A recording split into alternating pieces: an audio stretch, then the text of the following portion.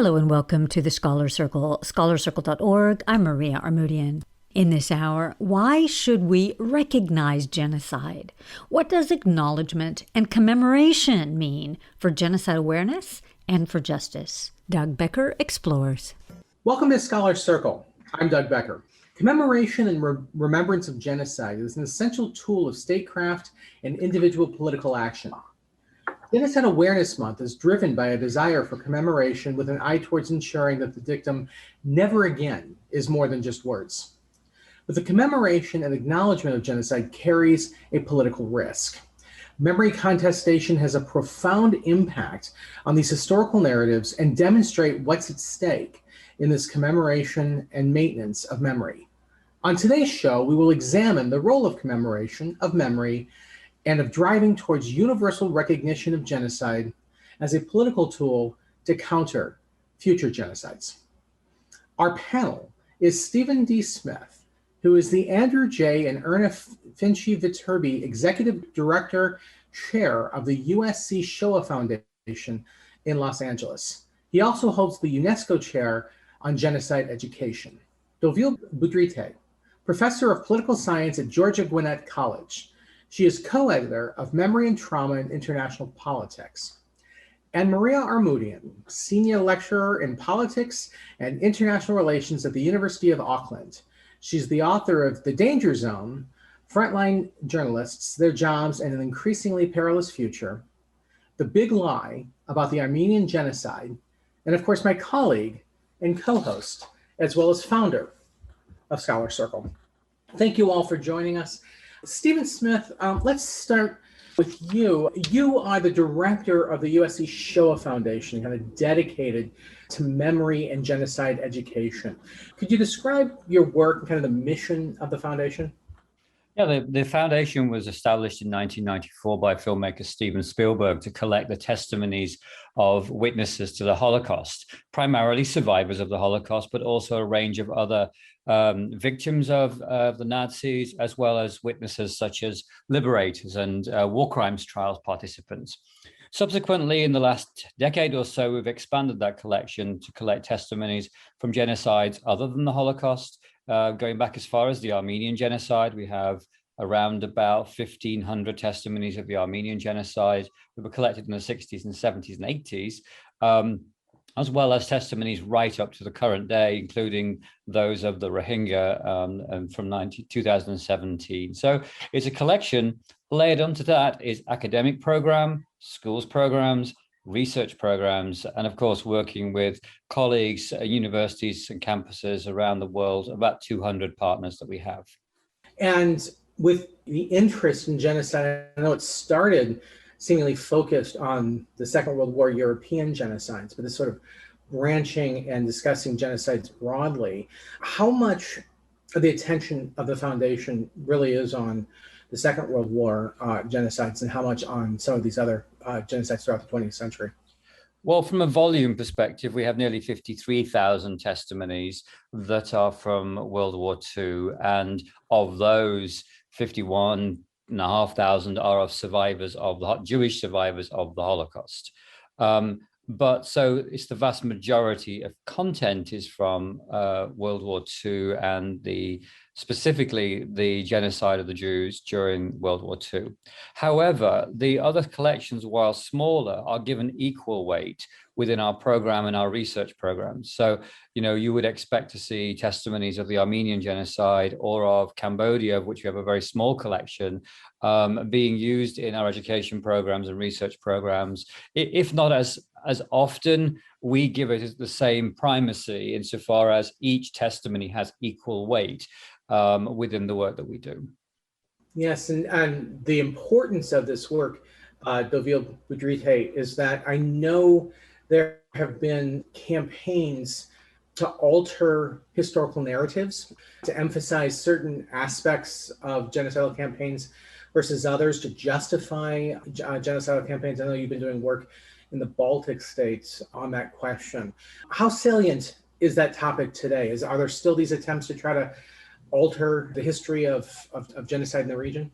I think it's a very pertinent question. And to give an example, in Lithuania right now, There's a big debate about what to do with the upcoming commemoration of the so-called June Rebellion, which was a rebellion against Soviet occupation, but it also coincided with the Nazi occupation, with the beginning of the Holocaust. So there's a big question about this particular commemoration. At the same time, there's also a bit of a scandal over the publication of a book by Silvia Foti, the granddaughter of a Nazi, about Generolas Vėtra, Jonas Noreika, who was also an anti-Soviet Lithuanian fighter, but who was involved in creation of ghettos. So in Lithuania in particular, but also in many other countries in the region, we see this very problematic entanglement of histories of several traumas, and it's extremely difficult to deal with these memories. So it's not just, as sometimes it's portrayed, as simple revisionism or trying, to evade the past, but there are many historical questions involved, many that still remain to be addressed. And we'll delve into some of those policy questions and identity questions as we go on. I want to bring Maria Armoudian in, because speaking of sort of the first question about genocides is as a recognition of the genocide, a universal recognition, including the recognition by the perpetrator. You've just recently written a piece about the Armenian genocide and well researched in the area of the Turkish denial of the genocide. Tell us a little bit about the piece that you wrote and sort of about the state of the Armenian genocide and its recognition. So Doug, one of the things that happened is after I started teaching at the University of Auckland, and when I arrived here, I was sort of, having been living in Los Angeles for years, and kind of a real awareness about what happened to the Armenians, the genocide that happened to the Armenians by the Ottoman Turks, the young Turk government. And when I came here, there was so little awareness. I was shocked. And then I stumbled across a discovery that there was a couple of monuments to the man they call Ataturk, Mustafa Kemal, who was the architect of the denial campaign. So he was in the Turkish army, Ottoman army, during the Armenian genocide, but then he ethnically cleansed what was Turkey and killed off the remaining Armenians that were there, or eliminated them in other ways so that he could have Turkey for the Turks. And so I was a bit shocked that a country like New Zealand that touts human rights first hadn't recognized the Armenian genocide, although it had recognized, of course, the Holocaust and the Cambodian genocide. And I believe Srebrenica, they also classify as a genocide, and Rwanda, but not the Armenian one. And so when the Armenian community asked for recognition, they punted to Turkey, essentially saying, we leave that to the to the two parties, as if there was some equal weight there. And so I have also started looking at the issue of transgenerational trauma and how that trauma, especially when unrecognized, especially when denied, affects the offspring as well as the people, obviously, who have gone through the genocide. And how, when it's unanswered, it can intensify with each generation. And so it manifests itself in all of these ways that seem inexplicable. So it could be, a kind of low-level anxiety all the time, or panic attacks that you don't have explanation for, or kind of a low-level anger that just comes out at the wrong times. And all of these things don't make sense to the person who experiences them until they dig deeper into the epigenetics of what the trauma has done and the inability to resolve it because of the denial, right? So one of the things that Turkey has done now is to argue that, everybody, it was a war, people got killed. And the record is so clear that this was a planned and meticulously executed genocide. So the piece I wrote, I said, look, my story is not that unusual from other grandchildren of genocide survivors. My grandfather was about 10 And obviously he was not staging rebellion. This is what the Turks had said. Armenians were staging rebellion. They were killing Turks. Well, obviously my grandfather was not staging rebellion or trying to kill Turks, because he was barely 10, if 10. So the victims in his family included his entire mother's side of the family and 8 of 9 of his siblings, who were all younger than him, clearly not staging rebellion, clearly not killing Turks. The other piece that I emphasized in this article was that they were integrated in a Turkish town, and they were so valued and respected that when the Young Turk government ordered the expulsion of the Armenians, they ignored it. They said, why? These people are just part of our community. They're not part of some political campaign. Don't even have arms. There's none of that. But the Young Turk government pressed them, and they said, look, there's no reason. Young Turk government said, find a reason. They still ignored it and refused to expel the Armenians in their community. There were about 15 families. So the Young Turk government sent soldiers, and those soldiers were even not completely persuaded. They warned my family. They said, don't go to Deir Zor. That's where they were headed. Deir Zor is where about 150,000 Armenians were hacked and bludgeoned to death, or burned to death, or drowned to death, or crucified.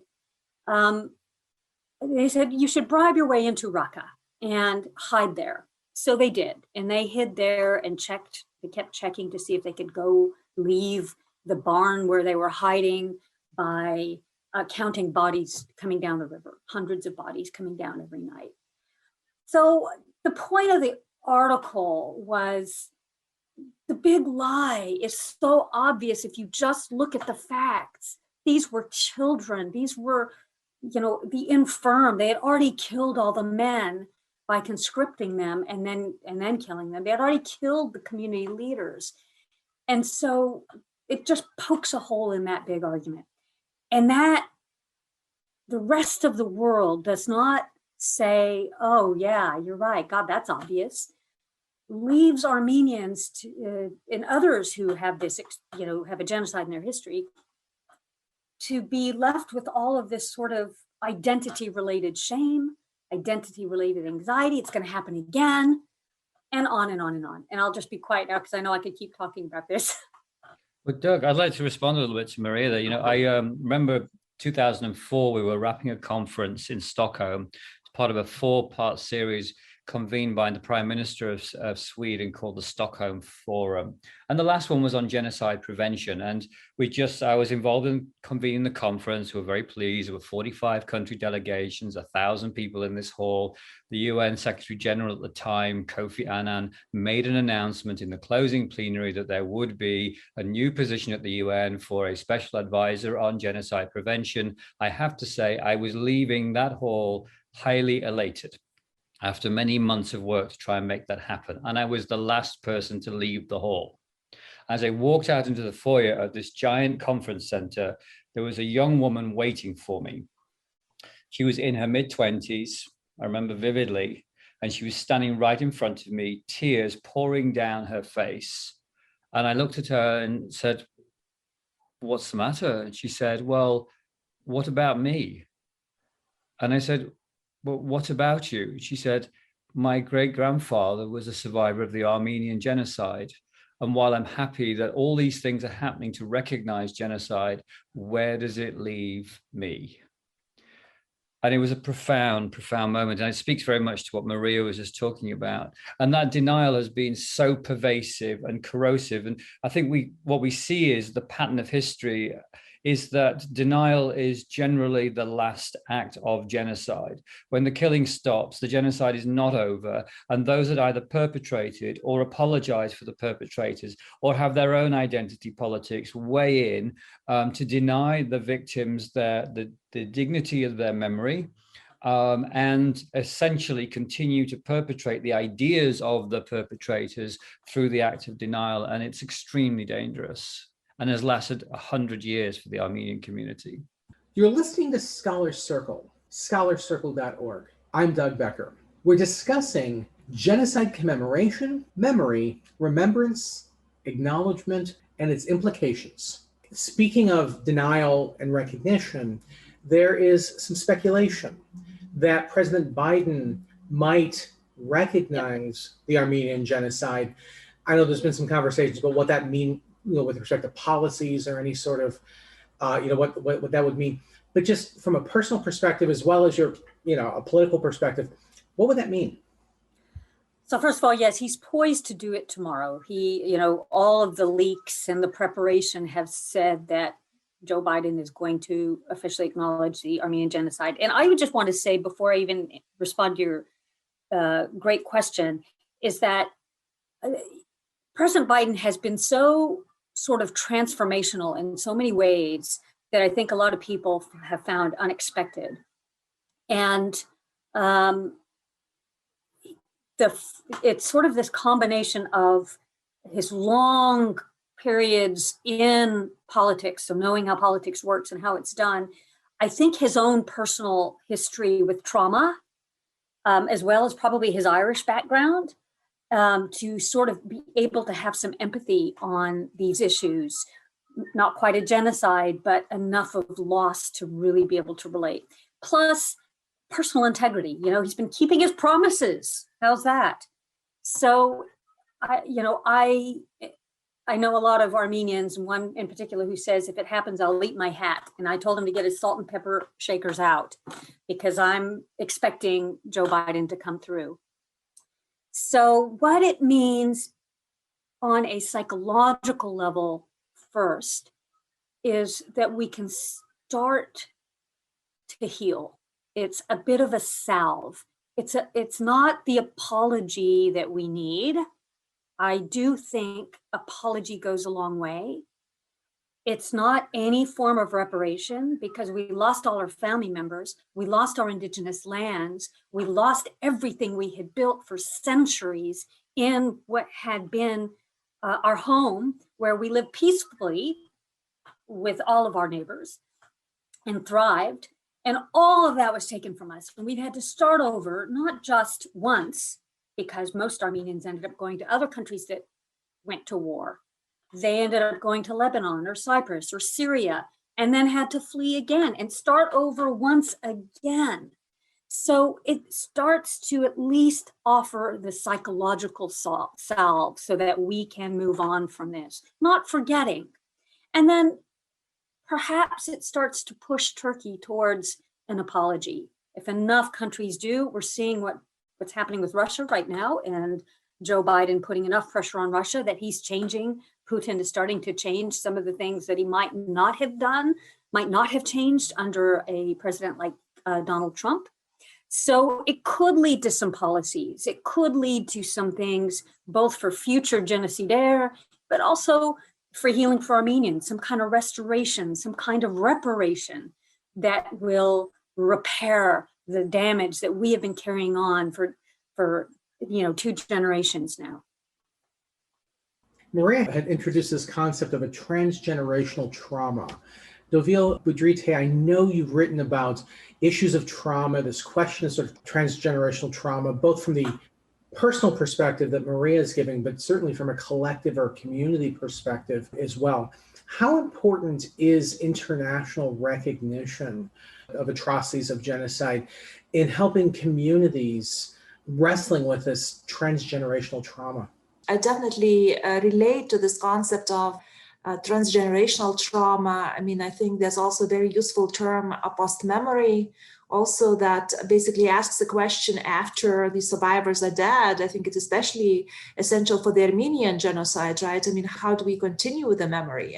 Then memory carriers definitely matter a lot. Recognition matters a lot, even though people who were directly engaged in genocide are already dead, right? But I think international recognition, international actions are of huge importance.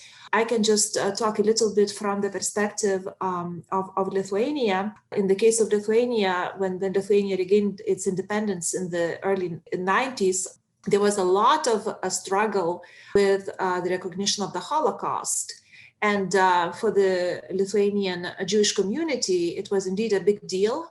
I feel that probably their experiences were somewhat similar to those who had to suppress their memories, whose victimhood was not acknowledged properly during the Soviet period. And that was a very brave step from the Lithuanian President Brazauskas in the 90s to go and apologize for the Lithuanian complicity in the Holocaust. And that was a big deal. Inside of the country, for Lithuania, it was very painful. So I would imagine that also if we're thinking about the Armenian-Turkish relationship, right? I mean, it's probably going to be a very painful process for many Turks. It has been a very painful process to come to terms with this past, but it's also, I think, a very, very useful process. It's a very helpful process. In the case of Lithuania, I link it to the development of democracy, to the development of this open discourse. And I think this necessity and this very painful process of coming to terms with the past for the current generation, the young generation, I think it has been transformational. And many of those people who actually, acknowledge the Holocaust and talk openly about the involvement of Lithuanians in the Holocaust, I think that has been of great benefit. And that has also, I see it as being linked to consolidation of democracy. To answer your question, international actions related to recognition of genocide, related to recognition of the Holocaust are essential. And they're essential for strengthening of democracies. And democracies, as far as we can tell, do not pursue genocides, right? So it's extremely important to try to untangle these complicated relationships. I think the issue of acknowledgement, Doug, is also really a very vital one. When war takes place and, two sides fight it out, at the end of it, you need a peace treaty and you need, some kind of transitional justice process to enable those warring sides to, get back to some form of civility. When you have victims of genocide, they're not belligerents or combatants in the conflict. And there's a mistaken thing that somehow or other, if you acknowledge the victims of genocide, somehow they will come back and they will attack you back in some way. Let me give you an example. I was working in Rwanda in the late 1990s, 5 or 6 years after the genocide had taken place, and there was a plan to build a genocide memorial there.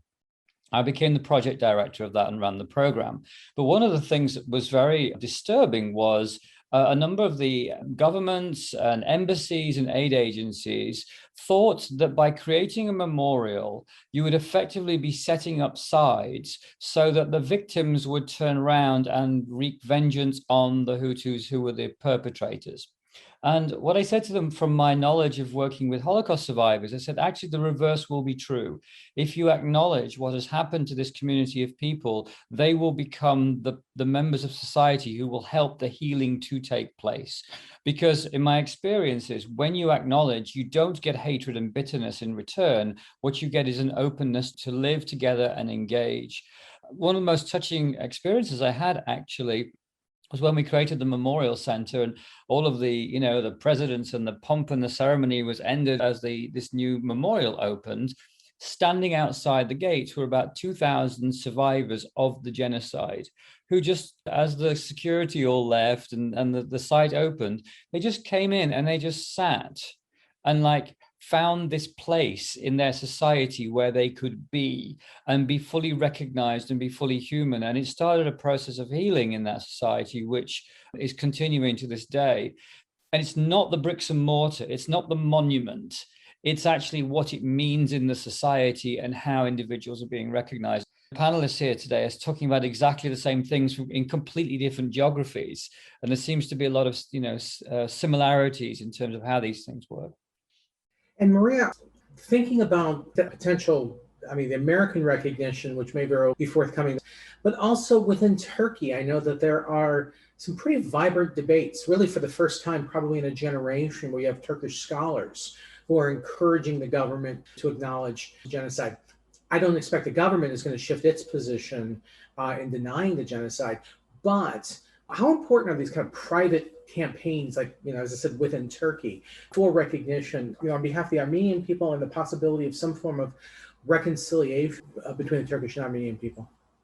They're very important and interesting. I think there are a few things here. One is that it always has to start somewhere. These conversations have to start somewhere. The second thing is that for Turkey to acknowledge the Armenian genocide, really acknowledge what it has done, And it would be to acknowledge that its entire country and its entire image and everything that it has been claiming have all been built upon the dead indigenous people and everything they had built and stolen from them. Culturally as well as physically and family, and it's built on top of that. Would have to acknowledge that the whole thing is built on lies too, right? The whole country, and I mean, not that all countries are built on mythology, right? So it's not, but it's a pretty serious lie that it's built upon.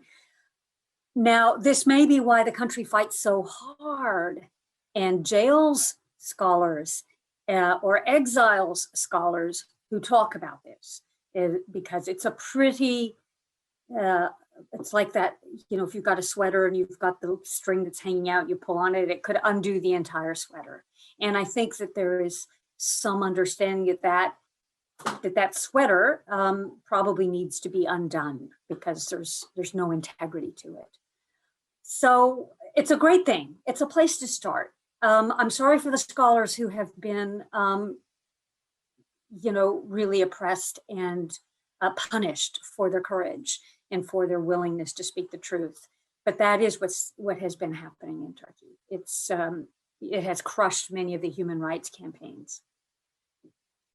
Dovile, I know part of these contestations, as I call them contestations, you have the much more eloquent trauma drama, term that you like to use, have opened up these political debates, political wounds within society. Lithuanians, I know, have been coming to grips with questions of complicity, with questions of acknowledgement, but also what this means with respect to their own position as victims at the hands of the Soviets, during the war. How do these dramas play out, and do they have a tendency to open up the kind of partisan divisions in contemporary society? As I was listening to Maria, I kept thinking about the role of nationalism in the construction of these dramas, right? And I think part of the reason why Turkey has such a trouble acknowledging the Armenian genocide is because of nationalism, because of this desire to portray their nation as this good actor. And there's a big temptation to present the history as being, heroic. And I think it's true about Turkey, it's true about Lithuania, many other countries.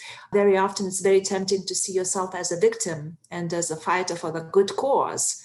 And if something doesn't fit that narrative, then it has to be suppressed or it has to be edited.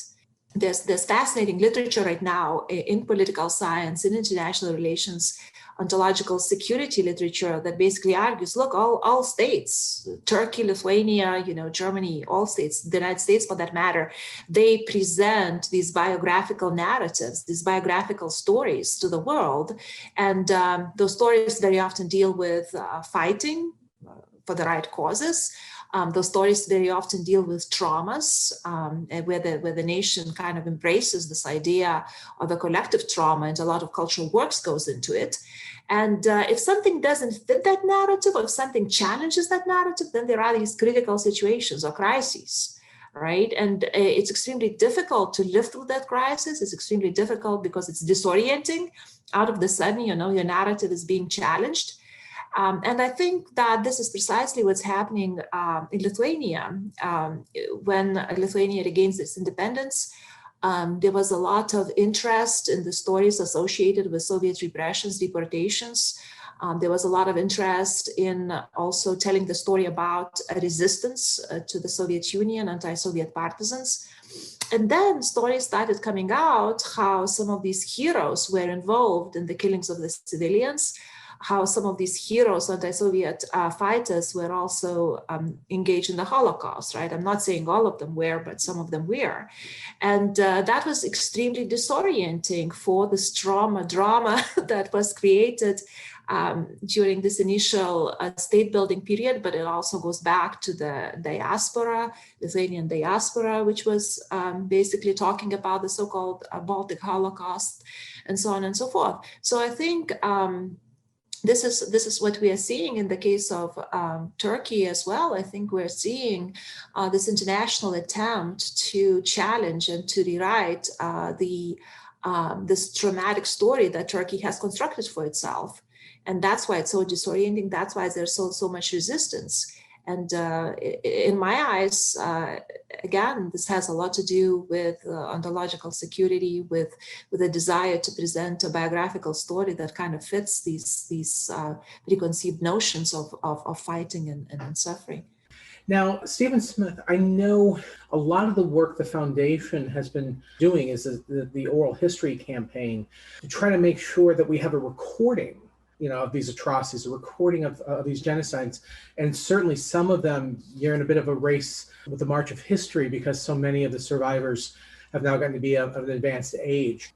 How important is the personal storytelling that marks a great deal of what you've been doing versus the kind of national narratives that we've been discussing thus far? Well, it's always the case that when genocide occurs, that in the politics of the regions in which it occurs, the meta narratives and the political narratives dominate the response to it, because it's usually the lightning bolt that goes through that society after it's occurred, and so it's not surprising that these become highly politicized. What's so important about individual memories and testimony is that it democratizes memory. It brings it down to the level of the individual. It takes it away from the politics of memory and into the life of the individual. And we tend to forget, because genocide happens at such a massive scale, that as the scale of it increases, the visibility to the individual decreases at the very time when the pain and the trauma for the individual is at its highest. And then that continues in the life of the individual for the rest of their life. And as we just said a little earlier, and in their children, and in their children's children, and their children's children's children. Testimony and the telling of the story enables us to do several things. First of all, it prevents narrative closure. We have 52,000 testimonies of survivors of the Holocaust.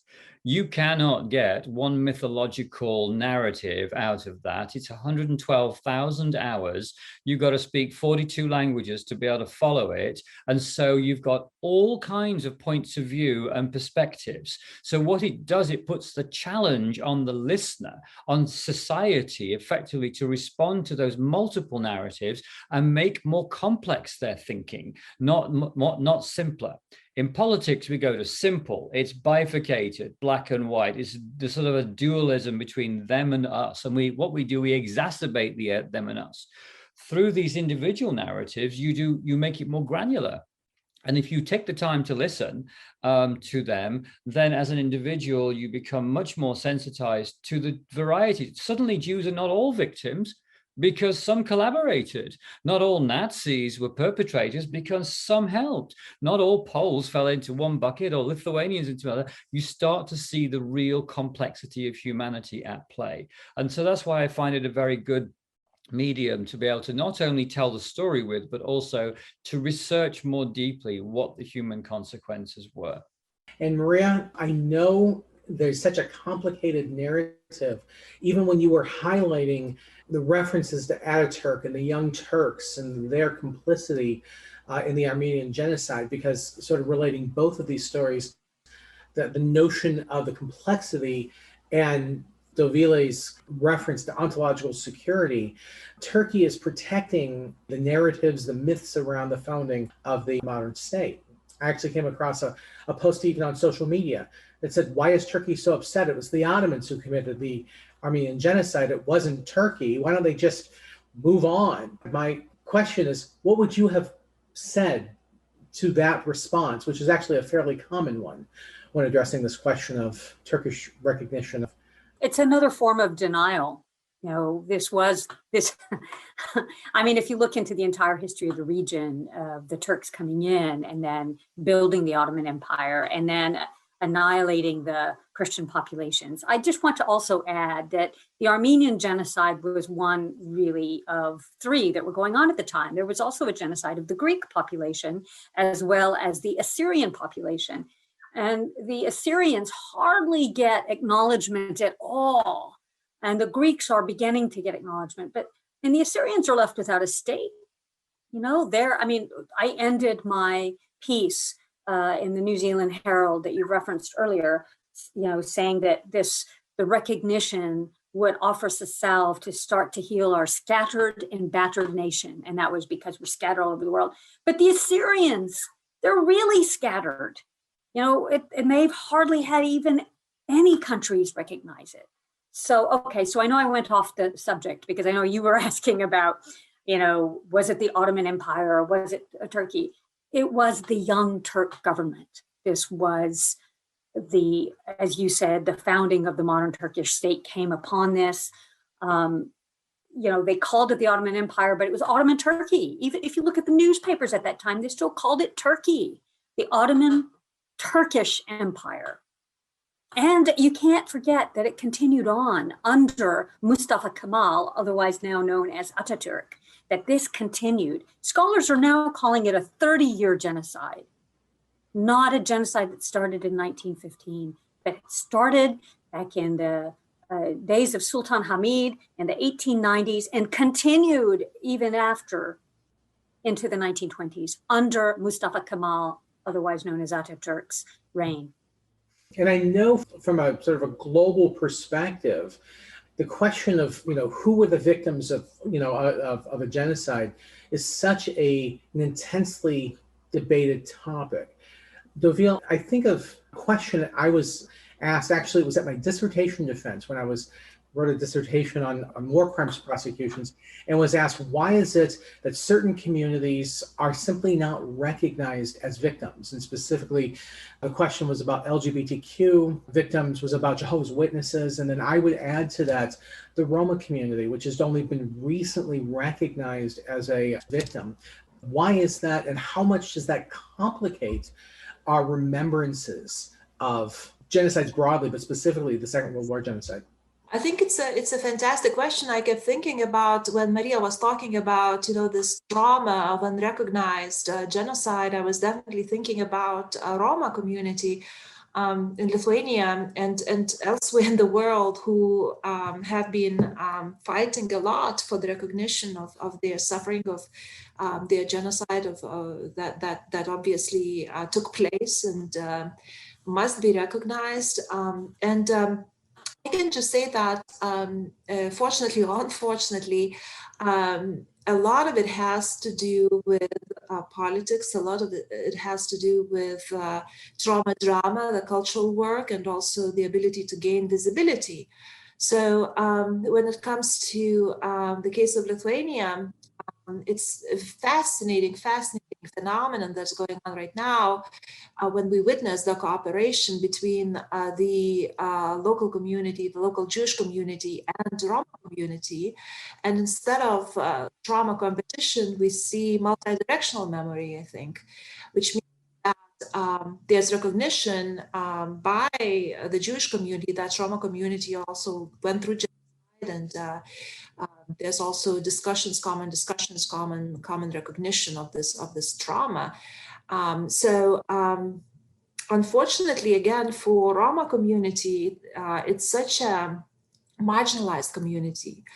It's such a discriminated community still. It's still very much, like in the worst of times, linked to criminality. Just by the virtue of being a member of Roma community, again, in many parts of European countries, there's still suspicion that, that person may be different from us, and it takes a lot of cultural work. It takes a lot of political courage. It takes a lot of international activity to make that recognition happen. So it definitely has to do with political power as well. And Stephen, how difficult does that make an oral history of something like, the Second World War generation? Because at one level, certainly the name of the foundation, the Shoah Foundation, indicates a specific genocide against one specific race, but there were so many victims. How do you tell this complex narrative and try to be as inclusive as possible of all the communities that have been targeted? Yeah, the name of the Shoah Foundation is a little deceptive because we have 10 genocides that are represented in the archive, but it's kind of its heritage, and it'll probably stay with it for the time being. But interestingly, when the collection was first made, a decision was made that we would collect testimonies from the various genocides that took place during World War II perpetrated by the Nazis, because they didn't perpetrate just one genocide. There was the genocide of the Jews, and there was the Paraimus, the genocide of the Roma, and other genocide, crimes against humanity and genocide-like instances against a variety of groups. So, just like any criminal that you would identify, through a court of law, when you've got a government that's committing state crimes, you have to name the crimes for what they are, because just because they are a violent group that commit crimes against lots of human beings, those crimes can be differentiated in law and should be differentiated in law. Unfortunately, post-Second World War, the Nuremberg process was brief and we moved on, and we didn't actually prosecute those different genocides and crimes against humanity and war crimes as thoroughly as should have happened. But when it comes to documenting it afterwards, the way in which we do this is at the unit level, at the level of the individual, because an individual may have many identities. They could indeed be, for example, they could be Jewish. And I said a moment ago that not all Jews were victims. In fact, all Jews were victims, but some chose to compromise in order to secure their survival. Very few, but some did. But also many have multiple identities. They were in mixed marriages, or they had different types of heritage. The same is true of other communities too.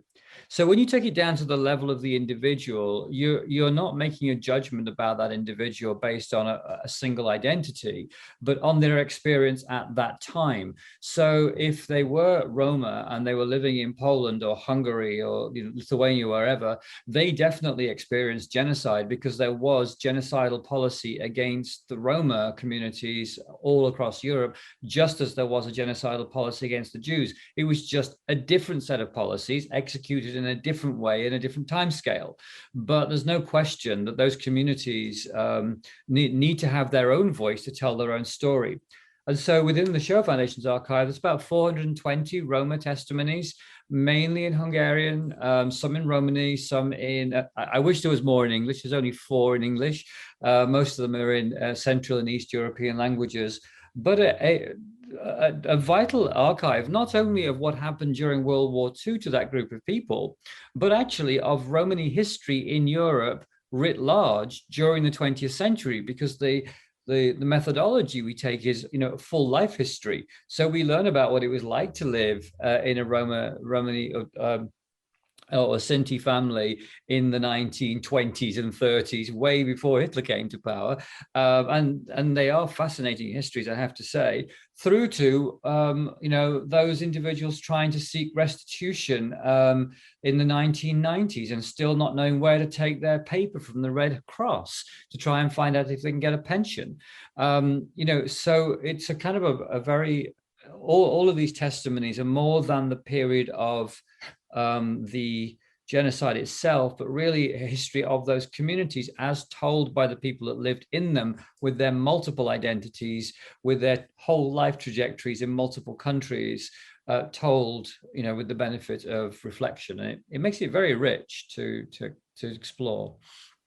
And from an education perspective, just to sort of follow this up, genocide is a crime against a community, a crime against a race, a religion, etc. And in particular, frequently can be exterminationist, the idea of removing this community.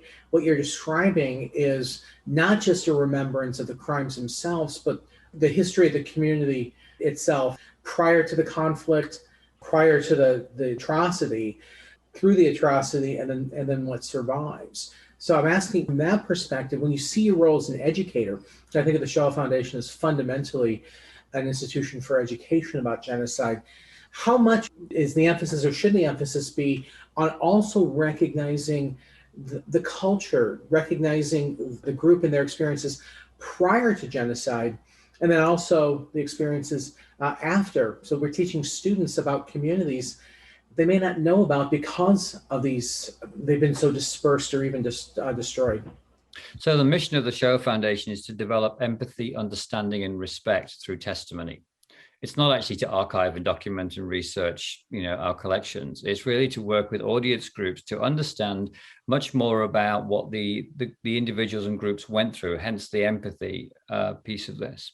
When I decided I was going to do a PhD on some aspect of the Holocaust, I took a graduate year out and I went to Eastern Europe because I wanted to learn about the people and their lives before I studied their deaths. Or their murders, for that matter, and so I learned some Yiddish, and I spent some time in Poland and Lithuania and Hungary and the Czech Republic, and just immersed myself in the life and the culture of the people I was about to learn and research about in terms of their genocidal experience. And for me, that's still a principle from a pedagogical point of view. If you don't know who it is that you are learning about, then you will never understand the meaning of their loss. And that the meaning, therefore, to you from a prevention point of view, if you don't understand that the ordinariness and the humanity of the individuals, effectively what you do in genocide studies is you re-dehumanize them through the study of their deaths. And actually, I think our commemorations, our public commemorations and our education programs should always be rehumanizing and engaging with the lives of those and who they were, because then you can get the most complexity in terms of your understanding, but also a better sense of why you're learning what you're learning. Well, listen to the Scholar Circle, scholarcircle.org. We're discussing commemoration and memory of communities that have suffered genocide with Stephen Smith of the USC Shoah Foundation, Dovile Budryte of Georgia Gwinnett College, and Maria Armoudian of the University of Auckland. So Maria, when thinking about how groups are able to reconstruct their own histories and advocate for recognition of genocide, I guess from a power perspective, when the community has been so dispersed as a result of genocide, you think, really the experience of the Armenian genocide, where Armenians driven off of Armenian land and scattered throughout the world. Can you discuss some of the challenges from such a large dispersed diaspora? Yes. I'll talk about it in a couple of different ways. One is there's a positive and a negative to this.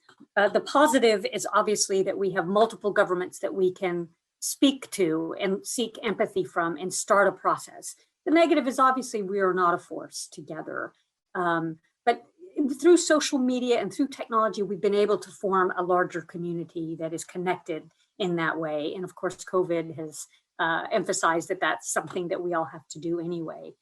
But it's also difficult psychologically, again, in terms of not being able to be with our community, not being able to be with our families, not being able to,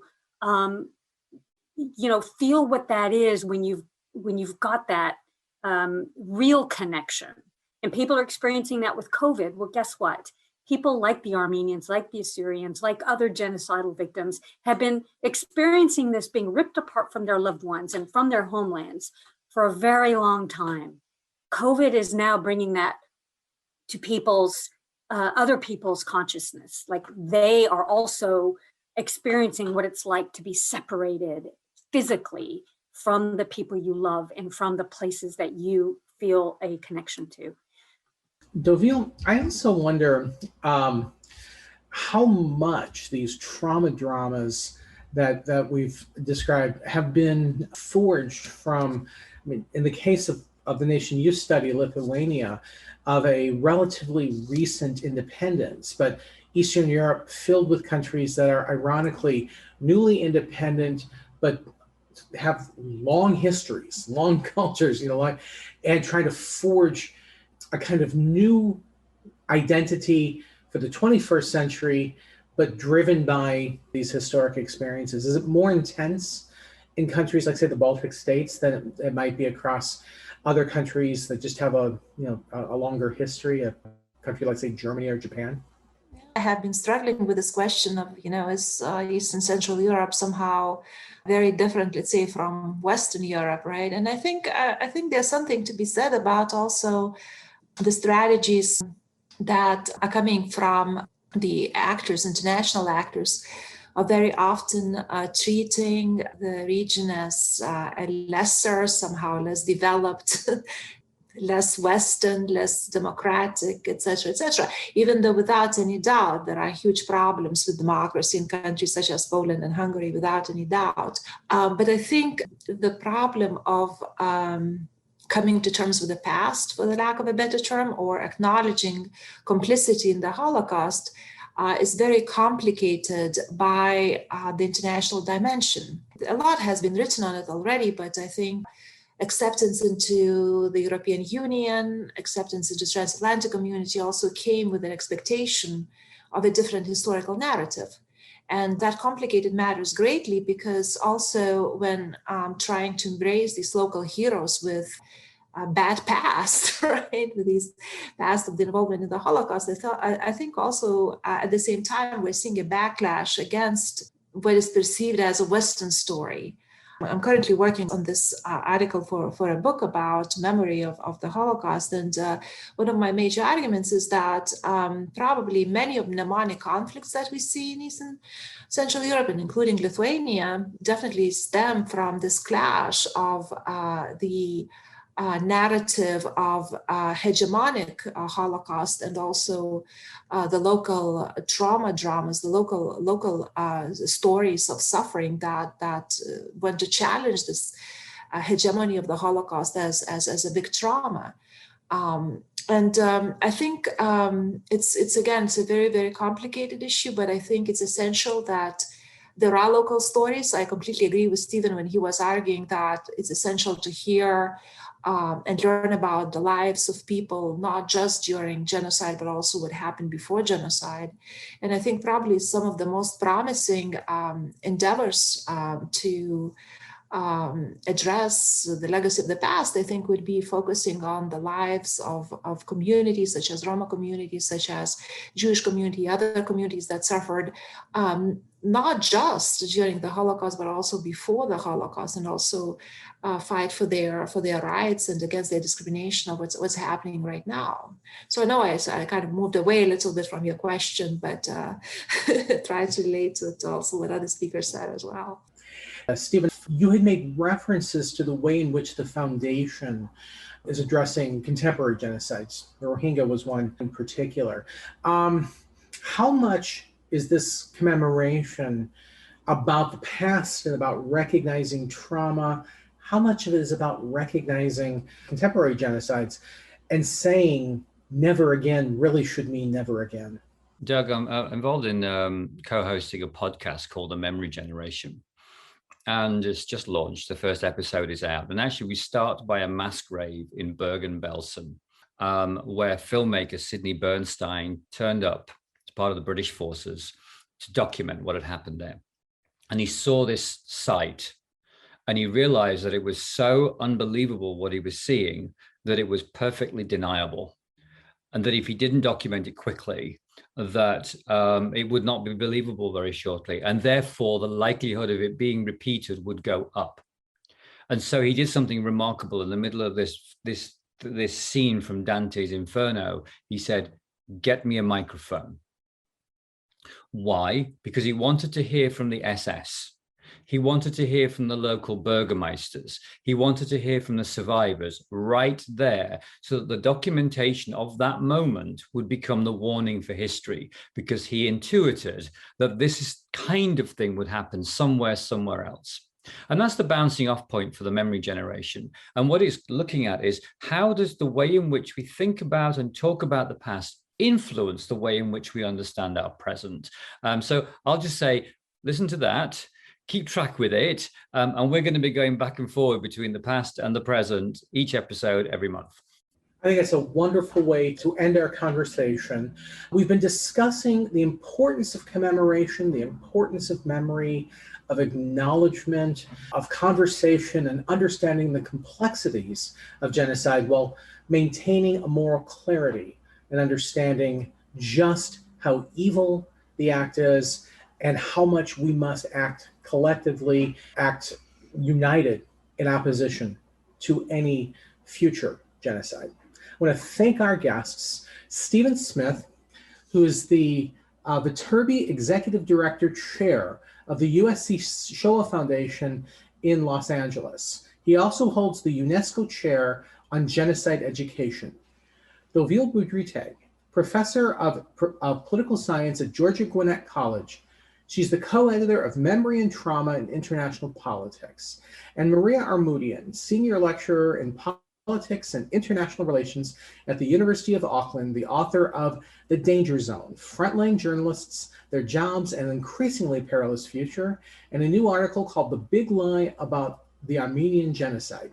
And of course, once again to acknowledge my colleague, fellow co-host, and founder of this show, Scholar Circle. Thank you all very much. Thank you to our guests and to you for listening. The Scholar Circle team includes Doug Becker and Lillian Ng, contributing hosts, Ankine Agasian and Melissa Chiprin, managing producers, Sud Dongre, our webmaster, Tim Page and Mike Hurst, engineers and technical support. I'm Maria Armoudian, and we'll see you next week.